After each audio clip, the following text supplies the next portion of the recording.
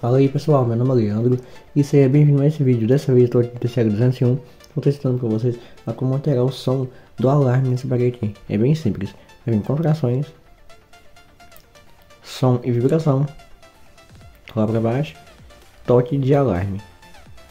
Clica em cima, né? Aí aqui, você rola para baixo, esse aqui é o padrão, ó. Aí você pode selecionar qualquer um outro aqui, ó, que você desejar. E é isso. Ajuda aí, gostou do vídeo? Se gostei, compartilhe, inscreva-se e marque o sininho para não perder novos vídeos. Obrigado a cada um de vocês, todos são incríveis. Então tchau e até a próxima.